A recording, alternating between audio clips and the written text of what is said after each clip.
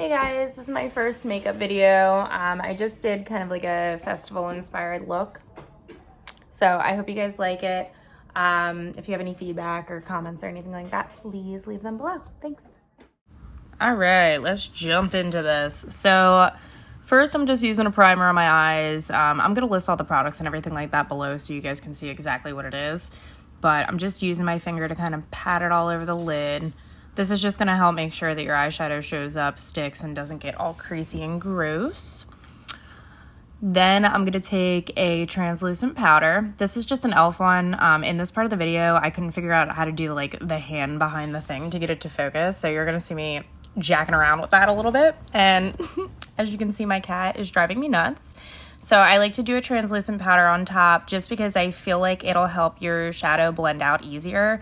I used to get kind of like these chalky lines before I figured out the powder trick, and it'll just kind of help you get a smoother blend if you do it that way.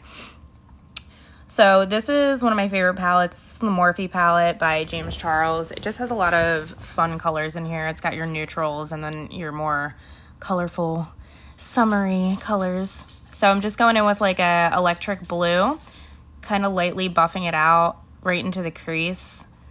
I always remember from when I was working at a makeup store, we used to say rolling with the homies to try to remember how to blend out easier. And then I'm just going to use a little bit of a darker blue to kind of get in there and keep it going. This is just going to help transition everything together so that way you don't get all those weird unblended lines while you're doing your shadow. So the cat's driving me nuts. As you can see, she will not stop. She's knocking everything over. Grabbing a little bit of an even darker blue now to kind of do on the corners. In this video, I'm going to be doing a halo eye. A halo eye is when you have a lighter center and darker inner and outer corners. It just really kind of opens up your eyes and makes your eyes pop. So you really want to get the darker color on the outer corner. It's almost kind of like a triangle in there where you're going to put your brush. I don't know what I'm doing in this video, man. Look at me. I'm freaking out. All right, I'm using a flat brush now to hit the inner corners with that darker blue color. So as you're doing this, you're just kind of patting the shadow on instead of rolling it around. That's just going to help ensure that your shadow is smooth and you get the most pigment out of it when you do it that way. All right, now I'm taking an even darker color. This is kind of like a darkish purple. I didn't want to use a black because black is a little bit too intense for a look like this. So you could do like a really dark blue if you have it, or this has like a little bit of a purple pigment to it. And I'm going in the same spot that I did with that darker blue color. Now I'm grabbing the first blue that we used. It's kind of like that electric blue or transition color just to kind of blend everything out so you don't have those harsh unblended lines. I can't see what I'm doing, obviously, because I'm doing it in my phone. So if you see my face getting real close up and personal, that's why. All right, and going in with that same kind of deepish purple color right in the inner corner as well.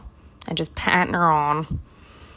This is my e.l.f. concealer in a lighter shade. You want to go about 1 to 2 shades lighter than your skin tone, or if you really want your middle color to stand out, you could even do one that's like almost white.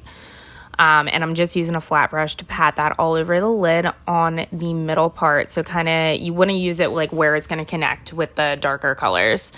Again, this is another part that's going to take a lot of blending, so I usually just keep patting it on. I think I even start to use my finger to kind of blend it together.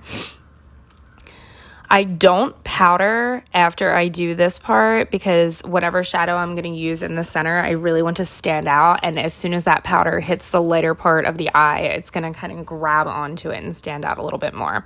So this is actually a highlighter that I'm using in the center. It's really bright and shiny. You could also do a glitter if you wanted to, but because I'm using blue and it's a little bit more intense, I didn't want to overdo it. So I'm just patting that right in the center of the lid, kind of connecting it to the darker colors.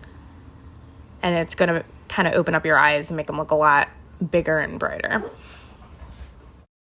I like to tight line my eyeliner, so I use mine all over the inside of the waterline, up top and on the bottom. And then I'm probably going to take a little bit of a darker shadow just to deepen up the bottom a little bit as well. If you guys hear my dog in the background, I'm really sorry. She just can't stop puffing around. She's really bored in quarantine, so she's living her best life in the window right now. All right, going back in with that dark color just to make sure everything's blended together. Obviously, I'm getting the look that I want because look at those eyebrows. They're really popping off, sis. It would be great if I could, like, I don't know, find the stuff that I needed while I was doing this video. Okay, so, yep. Oh, figured it out. Now it's focusing, even though you can't see what the hell that says. All right, so this is just like a dip brow product. You could honestly use anything. Because this looks a little bit more intense, I'm using a dip product instead of like a powder or a pencil.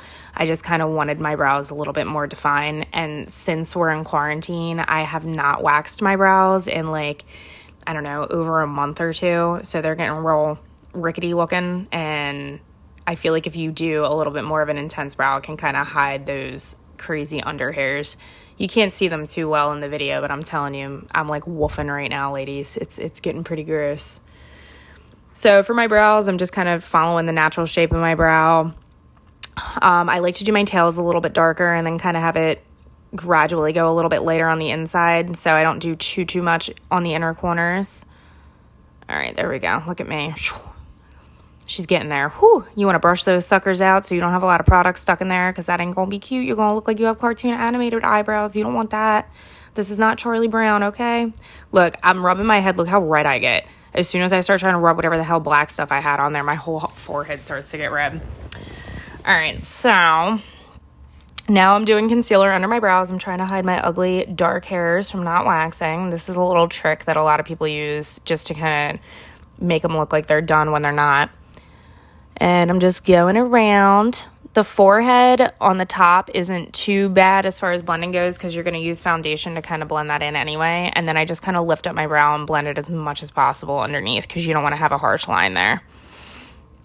I also feel like starting with your eyes is really important, at least for me. A lot of people start with their face and then go into eyeshadow. But as you can see, I have so much fallout from that blue underneath that if I would have started with my face, it literally would have looked like I got punched in the face because I would have blue everywhere and it'd be disgusting. So that's a little trick that really helped me. I learned that when I started working in like retail makeup. Everybody was like, what are you doing? Because I used to start with the face. And now that I start with my eyes, I feel like it's just so much easier in the long run. All right, buffing her out, keeping her going. All right, go off, sis. Look at me go. God, my forehead looking big as hell. Nobody knew to tell me that my part was like this uneven my whole life. I couldn't tell until later. Oh, I think I smashed my knee into the counter. All right, I got a bruise on my knee. I guess that's what that's from. So now I'm just going in with mascara.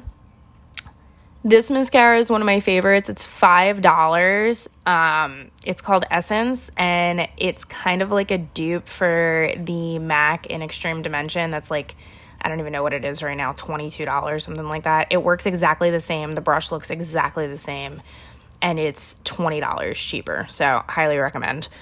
I hit my top lashes first, and I'm going to kind of let them dry a little bit before I put lashes on, because as you can see, I just hit it with the brush, and they're already sticking together. And then underneath my brow right now, I'm just using a little bit of like a lighter shimmer just to kind of help highlight the brow bone and blend all that transition color together. So now I'm going in with my lashes. These are from Walmart, and they're some of my favorites. Another product that you can get super cheap, I think a 5-pack of them is like $8 or $9, and they're really great. The band is really thin. They don't look chunky. They don't look like super gross like some of the other ones that you can get from the beauty supply store. They kind of remind me of Ardell's. They're just not that brand. And these are a little bit more separated, so I feel like they just kind of give that like fanned out look. You can certainly use tweezers to apply your lashes. Everybody says that I'm a psychopath because I do it with my hands, so it's whatever is easier for you. But the best way to put them on, as you'll see me do, if you tilt your head back to kind of open up the eyelid and then just place them as close to that lash line as you can, that's going to help just ensure that they look all blended and together. Okay, so my dog started barking, so I just stopped it. If it sounds a little choppy, sorry about that. But going back into that lash, I always like to do a tug test on my lash and kind of give them a little bit of a pull just to make sure that they're on there. And that'll help ensure that you don't have any lifting like on the corners or anything like that. If you need to add a little bit more glue, you can always go in and just kind of poke a little bit on those corners to keep them down. All right, so now I'm just kind of adding a little bit of that deeper purple color to the underneath of my lash line. That's just going to help give it a little bit more of a smoky eye look than just kind of being like a little line under there. So I'm just buffing it out. The brush that I'm using is kind of like a more dense blending brush. It's not real fluffy, so that way you're not going to get a lot of fallout under there. And then the best way that I found to apply mascara underneath is just kind of grab your lash with the brush and wiggle. Don't try to go up and down like you're doing the top. Otherwise, you're going to get a bunch of stuff stuck under there. God, Miku, you all right? You choking to death over there? It's allergy season, y'all. My dog's struggling. So another trick too, if you do get any mascara on the upper or lower lash line and you have it on your lid or anything like that, don't try to wipe it away because it's going to smear. You really just want to let it dry, and then you can take a little spoolie like to brush your brows out with or anything like that and just kind of fleck it off afterwards after it's dry. So this is just primer. I kind of bring it almost all the way up to the underneath of my eyes and kind of wipe away some of that blue just to kind of help it look a little bit more blended so it's not all over the place. And I like to get a little bit of foundation out on one side and then just kind of spread it around. There's no right way to put on foundation. I've had people ask me numerous times. Literally just get a brush, or if you use a beauty blender, and get it on there and kind of buff it out. This color is a little bit light for me, but I'm gonna go in with some heavy bronzer so you won't know the difference. It's always better to go lighter than darker because then you can always buff it out with the bronzer. So, grabbing concealer, hitting the under eyes with it. I don't do a really strong highlight like in my forehead or my nose or my chin or anything like that. I like to just hit my eyes with it, and then I'll use like a shimmery highlight and contour when I'm done doing my powder. So that's totally up to you. If you guys want a really hard highlight and contour, you can go in with all that. It's just too much for me and I just don't have time for it. So I'm using that translucent powder that I used earlier in the beginning of the video just to kind of hit underneath my eyes. And I don't typically powder my whole face except with bronzer. So now I'm grabbing my Broken Boy and I do bronzer all over my face just to kind of warm it up. I don't hit like just my forehead and my cheeks. That's what my contour's for. And you want to make sure you bring it all the way down to your neck too. That's going to help blend it out so it blends with your chest. If you're like me, I usually don't get tan on my neck and my face. So the bronzer is really going to help kind of just buff everything together. All right. Now we're grabbing contour. This is technically a bronzer, but the shade's really nice. It's a little bit more warm. So I don't know what you guys consider warm and cool. At MAC, NC is cool, and that's a little bit more olive undertone. And then at other stores that I've worked at and seen, it's the opposite. So this one is a little bit less of a yellowy tone. It's more like taupey, which is what you want if you're a little bit more on the fair side. That way you don't look like you have like, you know, a big brown splotch going on. And then this is just a little bit of a pinky blush to kind of give the cheeks a little bit of a flush color. And we're about to hit some highlighter soon, my favorite part. All right, here we go. This is actually eyeshadow, but I'm using it as a highlighter because it's one of my favorites. And I'm just using a fan brush to kind of dust it on the cheeks. I don't spray my face before my highlighter because it's too much for me. But if you want to use the setting spray first or spray it on your brush, it's going to make your highlighter stand out a lot more as well. And then I just kind of hit whatever's left on my brush on my nose and my forehead. And I'm hitting the inside corner of my eyes with a little bit of that highlight color too, just to kind of make them pop a little bit more. All right, so now I think I'm going to use my setting spray. Oh, no, we're doing lips. All right, never mind. So this is just kind of like a nude creamy color. I'm not doing liner. I'm pretty lazy, and I feel like this looks already enough. If you want to do a little bit of liner, you absolutely can. But for this, I'm more of a gloss girl. And I'm just going to pop a little bit of gloss on top of that nude so that way I don't have to keep up with it or worry about it all day. Especially if you're going to a festival or something like that, you don't want to have to keep reapplying your lip. You could certainly do like a liquid for this if you wanted to as well, more like a matte, but this is good for me. So popping a little bit of gloss on them boys. All right. And now for the most dramatic spray ever. Get ready. Oh, brother, who's that girl? She is dewy. Wow. All right. Beautiful. And that, ladies and gentlemen, is how you do it. Beautiful.